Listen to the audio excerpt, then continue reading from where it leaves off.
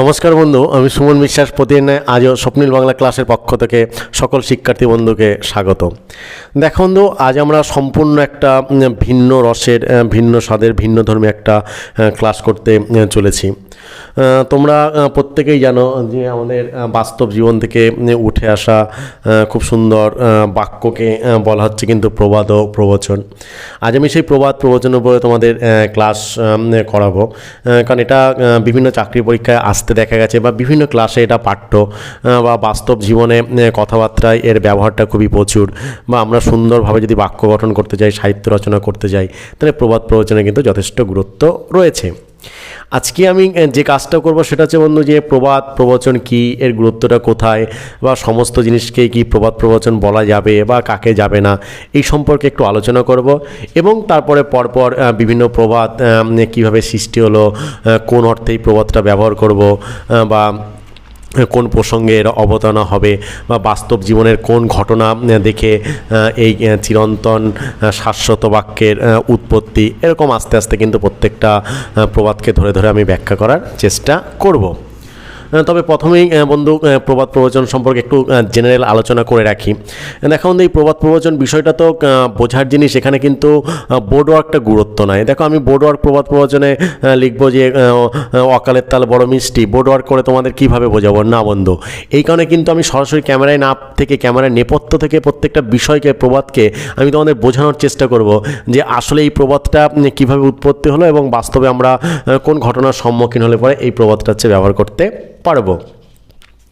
সেদিক থেকে প্রথমেই বন্ধু একটু জেনারেল আলোচনা তোমাদের করে রাখি যে ধরো এরকমভাবে বলা যেতে পারে যে যে জাতির কোনো পুরাতত্ত্ব নাই সেই জাতিকে যেমন অনেকে জাতি বলে মানতে চান না, ঠিক তেমন যে ভাষায় প্রবাদ বা প্রবচন নাই সে ভাষার মধ্যে পড়েই না।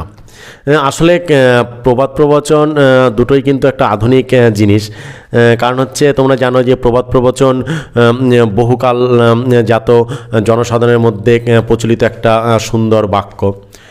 একে সাধারণত পুরাতন বলে বা পুনঃ পুনঃ ব্যবহার হলেই যে এর কোথাও রসায়নই ঘটে এরকম কিন্তু নয়। এটাই কিন্তু এর বিশেষত্ব। এরা যতই পুরনো হোক, এর রসটা কিন্তু বর্তমান থেকেই যায়। বা তোমরা বলতে পারো যে প্রবাদ প্রবচন জাতীয় এক জাতীয় অভিজ্ঞতার অভিব্যক্তি। মানে সাধারণত এই প্রবাদ প্রবচনের রচনাকাল বা রচয়িতার এটা কিন্তু নাম অত সহজে কিন্তু নির্ণয় করা সম্ভব নয়। তবে এই প্রবাদ প্রবচন কোন শ্রেণী কর্তৃক বা কোন কাজ পরিপ্রেক্ষিতে এটা লেখা হলো সেটা মোটামুটি বোঝা যায়। ধরো আমি যদি এরকম বলি যে হালে পানি পায় না, এটি সাধারণত এই লাইনটা থেকে বোঝা যাচ্ছে এটা সাধারণত কোনো নৌকার মাঝির উক্তি।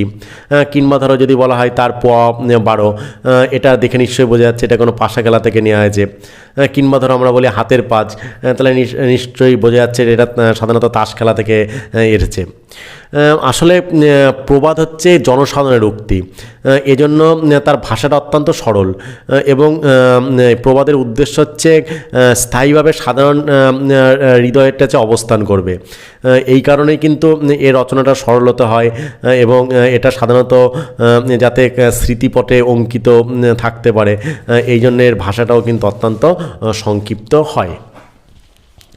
তোমরা জানো বন্ধু যে তোমার প্রতি ধরো এরকম যদি বলা হয় যে তোমার প্রতি বেশি, তোমার প্রতি যেরূপ ব্যবহার করিবে, মানে তোমার ধরো আত্মীয় স্বজন তোমার প্রতি যেমন ব্যবহার করবে তুমিও তার প্রতি সেরকম করবে। ধরো এরকম একটা সুদীর্ঘ উপদেশকে সংক্ষেপে কিন্তু বলা যেতে পারে আটশিতে মুখ দেখা।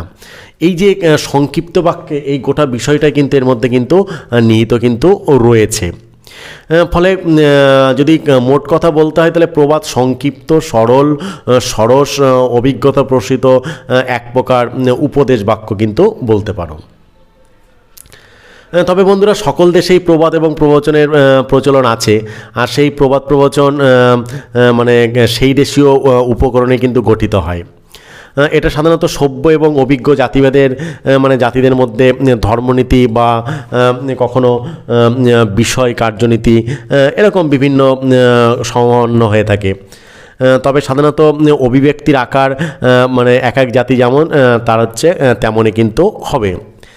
যেমন ধরো যদি বলা হয় যে তিলক কাটলেই বৈষ্ণব হয় না, এটি কিন্তু একটা হিন্দু জাতির উক্তি। এবার ধরো এটাকেই কিন্তু একটা রোমান ক্যাথলিক খ্রিস্টান তারা কিন্তু এটা বলবে না, তারা কি বলবে, তারা বলবে হচ্ছে যে কাউলস ডু নট মেক মংস, ফলে তাদের ভাষাটা কিন্তু এরকমভাবে হবে। কিন্তু দুটোর অর্থই কিন্তু বাহ্যরম্ভভাবে হয়তো ধার্মিক হওয়া যায় না, আন্তরিক ভক্তি ও নিষ্ঠা আবশ্যক, এটাকেই কিন্তু বোঝাতে যাওয়া হয়েছে।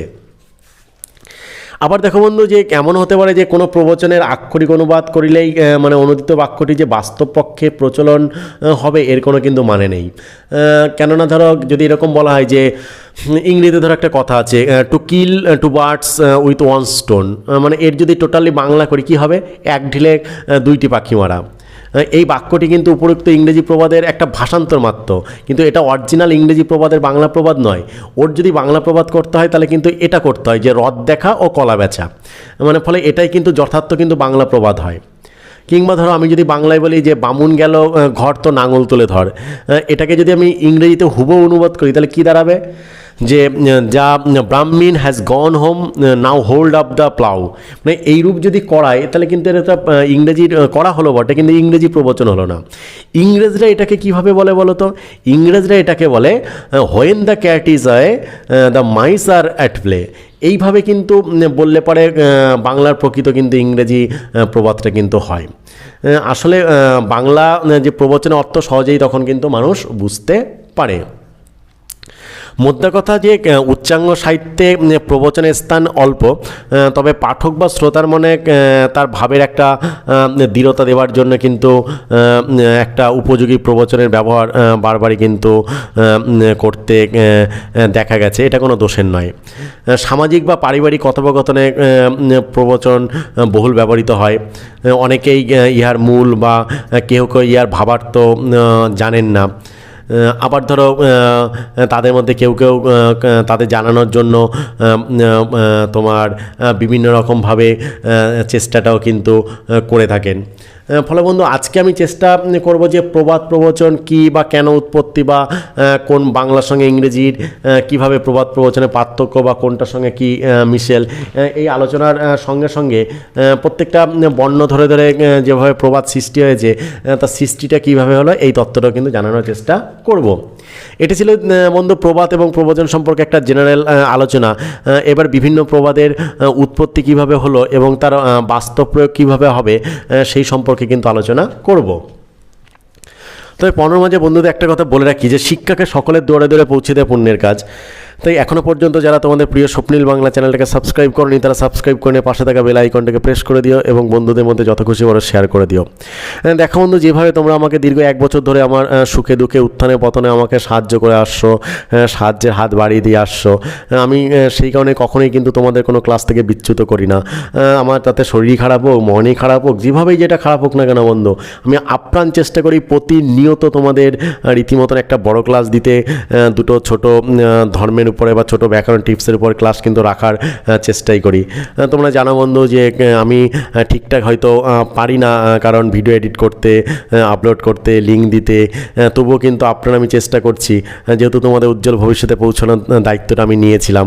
ফলে মাঝপথে আমাকে কেউ ডুবিয়ে দিয়ে চলে গেছে, আমি তো তোমাদের ডুবিতে পারি না, কারণ কেউ আমার সঙ্গে কোনো বেইমানি করলো ফলে আমি উল্টে তোমার সঙ্গে করব, এটা তো হতে পারে না বন্ধু।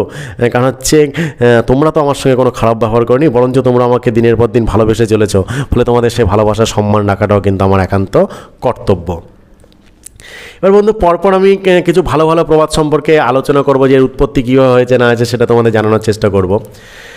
দেখো, যেমন অকস্মাৎ বজ্রাঘাত কথাটা শুনেছি, মানে বিষয়টা কেমন আমি ব্যাখ্যা করে প্রত্যেকটা জিনিসকে বোঝানোর চেষ্টা করব। যে ধরো আকাশে মেঘ নেই, ঝড় বৃষ্টির কোনো সম্ভাবনা নেই, এমন সময় যদি বজ্রপাত হয় তখন তাকে বলা হচ্ছে অকস্মাৎ বজ্রপাত। মানে কি, আসলে অপ্রত্যাশিতভাবে কোনো বিপদ যদি মানে ঘটে তখন কিন্তু এই প্রবাদটা হচ্ছে ব্যবহার করা হয়। ইংরেজিতে সাধারণত বলা হচ্ছে a bolt from the blue. ব্যাপারটা বোঝা গেল বন্ধু। তারপরে দেখো ব্যবহার করা হচ্ছে অকাল কুষ্মাণ্ড। মানে কি বলতো, অকাল কুষ্মাণ্ড মানে হচ্ছে অসময়ের কুমড়ো। আসলে ওই কুমড়ো কোনো কাজেই লাগে না, আসলে এই সময়ে ওর হওয়ার কথাই ছিল না, হয়েছে, তাহলে ফলে কাজে লাগবে না। সময় মতো যদি কোনোটা না হয় তাহলে তার কাজে লাগবে না। সুতরাং অপদার্থ বা গোয়ার বা মূর্খ ব্যক্তি সম্পর্কে কিন্তু এই প্রবাদটা হচ্ছে ব্যবহৃত হয়। তারপর ধরো অকাল গেল সুকাল এলো, খেয়ে কাঁঠালের কোষ, এখন কি বলে পালাবে বনপো, দিয়ে মাসির দোষ। এরকম কথা কিন্তু আমরা শুনেছি। বিষয়টা কী রকম বলো তো বন্ধুরা, ব্যাখ্যা করলে দাঁড়াবে যে ধরো দুর্ভিক্ষের সময় মানে ভগ্নিপুত্র মাসির বাড়ি গিয়ে কিন্তু আশ্রয় নিয়েছিল এবং মাসির গাছের কাঁঠাল খেয়ে সে কিন্তু বেঁচেছিল। পরে যখন দুর্ভিক্ষ কেটে গেল, সে তখন মাসিকে নানা প্রকার মানে দোষ দিয়ে চলে যেতে চাইল। আসলে কি অসময়ে উপকার পেয়ে সময়ে তা অস্বীকার যদি করা হয়, তখন সেই ব্যক্তির বিরুদ্ধে এই প্রবাদটা ব্যবহৃত হয় যে অকাল গেল সুকাল এলো, খেয়ে কাঁঠালের কোষ, এখন কি বলে পালাবে বনপো, দিয়ে মাসির দোষ। হ্যাঁ, এরকম একটা বিষয়। দেখো বন্ধু, এটা কিন্তু মাসি মানে প্রত্যেকটা মানুষ, দেখো বন্ধু, যখনই নিজের প্রয়োজন হবে, যখনই নিজের স্বার্থ হবে, তখন তোমার কাছে এসে সমস্ত সুবিধা লুটে নেবে। আর যখনই তার স্বার্থটা কমপ্লিট হয়ে যাবে, তখনই তোমার নামে বিভিন্ন রকম দোষ দিয়ে তোমার নামে বিভিন্ন কথা হাজির করে অ্যান ত্যান নিয়ে বিনিয়ে ফিনিয়ে নিজে বলে বা লোকের নামে বলে, অমুক তোমার নামে এটা বলে, অমুক এটা বলছে, এইভাবে বলে তোমার কাছ থেকে কিন্তু চলে যাওয়ার চেষ্টা করবে। আসলে স্বার্থটা পূর্ণ হয়ে গেছে, এটা মোদ্দা কথা। সেটা বলতে পারছে না, তাই কোনো যেন তেন প্রকার তোমার দোষ দেখানোটা হচ্ছে ওদের কাজ। তারপর ধরো বন্ধু আছে যে অকালে কি না খায়। ব্যাপারটা কেমন বলো তো? বিষয়টা হচ্ছে ধরো দুর্ভিক্ষের সময় যখন খাদ্যের মানে মানুষ তখন বিচার করে না, কারণ হচ্ছে এত ক্ষুধা থাকে, দুর্ভিক্ষ চলছে, তখন লোকে সামনে যা পায় তখনই কিন্তু সেটাই খেতে কিন্তু বাধ্য হয়। ঠিক আছে, যাকে ইংরেজিতে বলা হচ্ছে যে নেসেসিটি নোজ নো ল। আসলে হচ্ছে অকালে কিনে খায় মানে মানুষ বিপদে পড়লে সমস্ত কিছুই কিন্তু সে হজম করতে পারে বা সমস্ত কিছুকে কিন্তু গ্রহণ করতে পারে। তারপরে ধরো এরকম প্রবাদ শোনা যায়, অকালে না নই বাস, বাস করে ট্যাস ট্যাস। মানে বিষয়টা কীরকম বলো তো, যে অকালে না নই বাস, বাস করে ট্যাস ট্যাস। মানে হচ্ছে ধরো অসময়ে, অর্থাৎ ধরো যখন পেকে যায়, ঠিক আছে, বাঁশকে তখন কিন্তু আর নোয়ানো যায় না, মানে বাঁকানো যায় না। নোয়াতে গেলেই তখন কিন্তু কটকট করে সে শব্দ করে। আসলে শিশুকাল মানে যখন শিশুকাল মানে বাচ্চা শিশু যখন, সেই শিশুকাল থেকে নীতি শিক্ষা না দিলে যদি পরবর্তীকালে তাকে হাজারো উপদেশ দাও না কেন, তাতে কিন্তু কোনো ফলই কিন্তু আসে না। এই অর্থেই কিন্তু এই প্রবাদটা ব্যবহৃত হয়। ইংরেজিতে ধরো একে বলা হয় যেমন train up a child in the way he should go, কিংবা ধরো বলা হয় as the spring is bent the tree is বলছে ইনক্লাইন্ড। এরকমভাবে ইংরেজিতে কিন্তু ব্যবহার করা হয়। তারপর বন্ধু যে প্রবাদটা তোমাদের জানাবো সেটা হচ্ছে অকালের তাল বড় মিষ্ট। মানেটা কেমন ধরো তো? অকালের তাল বড় মিষ্ট মানে কি, অসময়ে যে জিনিসটা পাওয়া যায় সেটা কিন্তু খুবই মানে মিষ্ট হয়, মানে খুবই প্রয়োজনীয়, তার দাম থাকে। মানে যে দ্রব্যটি যে সময়ে পাবার কোনো আশা নেই, সেই দ্রব্যটা যদি সেই সময় পাওয়া যায়, তাহলে সত্যিই কিন্তু আনন্দের ব্যাপার। অর্থাৎ তুমি ভাবতেই পারছো না এই সময় এটা পাওয়া যেতে পারে, হঠাৎ যদি পেয়ে যাওয়া যায় তাহলে কতটা আনন্দ হয়, বুঝতে পারছো তো? ঠিক সেই জিনিসটাকেই বলা হচ্ছে কি অকালের তাল বড় হচ্ছে মিষ্ট। তারপর ধরো বন্ধু যে অকেজো বউ লাউ কুটতে দর। হ্যাঁ, মানে অকেজো বউ লাউ কুটতে দর, এটা কি মানে এই প্রবাদটা কীভাবে সৃষ্টি হয়েছে? যে ধরো যে বউ গৃহকর্ম করতে বিশেষ পটু নয়, অর্থাৎ গৃহ কাজ করতে পারে না, সে কি করে বলো তো? সে লাউ কোটার মতো অতি সহজ কাজ করতে ব্যস্ত হয়। মানে হচ্ছে কঠিন কাজ ফেলে সে সহজ কাজ যখনই মানে কেউ করতে যায়, তখন তাকে এই প্রবাদটা ব্যবহার করা হয়। অর্থাৎ যে মানুষ অলস, সমস্ত কাজ করতে পারে না, সে লাউ কোটার মতন সহজ কাজ করতে চাইলে তার প্রসঙ্গে তখন এই প্রবাদটা ব্যবহৃত হয় যে অকেজো বউ লাউ কুটতে দর। তারপর বন্ধু তোমরা শুনেছো অগস্ত্য যাত্রা। এবার এই অগস্ত্য যাত্রা আমি প্রত্যেকটা প্রবাদকে বলেছি, ব্যাখ্যা করে আমি বোঝানোর চেষ্টা করবো যে কীভাবে উঠে এসেছে বা না এসেছে। বিষয়টা কীরকম বলো তো? অগস্ত্য যাত্রাটা যে সুমেরুকে প্রদক্ষিণ করে সূর্য ভ্রমণ করে, এটা আমরা জানি। সেটা দেখে বিন্ধ্য পর্বত সূর্যকে একদিন বলেছিল কি বলো তো, যে তুমি সুমেরুকে যেরূপে প্রদক্ষিণ করো, ঠিক আমাকেও সেই রূপ কিন্তু প্রদক্ষিণ করতে হবে। সূর্য কী করলো? সূর্য এতে অসম্মত হইলে বিন্ধ্য পর্বত অত্যন্ত মানে মানে বর্ধিত হয়ে সূর্যের গমনপথকে কিন্তু আটকে দেয়। তখন বিন্ধ্য সূর্যকিরণকে মানে ঢেকে দেয় এবং চতুর্দিক মানে অন্ধকার হয়ে যায়। ফলে জগতের যত প্রজাগণ সব একবারে পুরো প্রজাগণের মধ্যে একটা কি বলবো অনন্তকাল একটা উপস্থিত হয়। এটা ভাবনা চিন্তা করে বিন্দের অনেক কিন্তু মানে বিন্দ পর্বতের অনেক উপাসনা সবাই কিন্তু শুরু করে দেয়, কিন্তু কোনো রকম এই বিন্দ পর্বত আর দেহ সংকুচিত করে না। ফলে সকল লোক কী হয় বলতো, একত্র হয়ে বিন্দের পর্বতের গুরু যে অগস্ত্য তার নিকট কিন্তু প্রার্থনা জানায়। এই কারণে হচ্ছে সকলের উপকারের জন্য অগস্ত্য মুনি কী করেছিল বলতো, বিন্দের নিকট উপস্থিত হয়ে পর্বত মস্তক মানে মাথাটা অবনত করার জন্য তাকে কিন্তু প্রণাম করেছিল। তখন অগস্ত্য বলল যে হে বিন্দগিরি, আমি যাবৎ দক্ষিণ দিক হইতে না ফিরি তাবৎ তুমি এইভাবে অবস্থিতি করো। ক্লিয়ার? ফলে এই বলে অগস্ত্য যখন চলে গেল এবং পুনরায় আর কখন উত্তর দিকে সে কিন্তু আর ফিরে আসেনি, সুতরাং বিন্দগিরি আর মস্তক উত্তোলন করিতে কিন্তু পারেনি। ফলে এই যে ভাদ্র মাসের প্রথম দিনে মুনি অগস্ত্য মুনি কিন্তু বিন্ধ্যাচলের কাছ থেকে কিন্তু দক্ষিণ দিকে কিন্তু রওনা হয়ে গেছিলেন। সেই জন্য কিন্তু মাসের প্রথম দিন অর্থাৎ এই তোমার জায়গায় ভাদ্র মাসের প্রথম দিন কিন্তু অগস্ত্য যাত্রা বলে খ্যাত। ফলে এই যাত্রার পর তিনি আর কোনো দিন প্রত্যাগমন করেননি, অর্থাৎ ফিরে আসেননি। ফলে শেষ যাত্রা হিসাবে কিন্তু অগস্ত্য যাত্রা কথাটা কিন্তু ব্যবহার করা হয়ে থাকে। দেখুন তো আজকে আর দুটো প্রবাদের ব্যাখ্যা করে আজকের ক্লাসটা ইতি টানবো। এইভাবে আমি প্রত্যেকটা প্রবাদের কীভাবে উৎপত্তি হয়েছে না হয়েছে তার ব্যাখ্যাটা কীরকম হতে পারে অতীব সরলভাবে কিন্তু তোমাদের সেই জিনিসটা কিন্তু বোঝানোর কিন্তু চেষ্টা করছি। দেখুন এরকম একটা প্রবাদ শুনেছে যে অঘটির ঘটি হলো জল খেতে খেতে প্রাণ গেল। বিষয়টা কেমন বলতো, বিষয়টা হচ্ছে যে যার মানে ধরো এমন একটা ব্যক্তি যার কখনো ঘটি ছিল না বা যে কখনো ঘটি দেখেই নাই, সে যদি কোনো একটা সূত্রে একটা ঘটি পায় তাহলে সে কিন্তু ক্রমাগতই জল খাইতে থাকে। আসলে যে কখনো কোনো বিষয় উপভোগ করার সুযোগই পায়নি, সে যদি সুযোগ পায় না সেই বিশেষে অত্যাধিক ব্যবহার কিন্তু শুরু করে দেয়।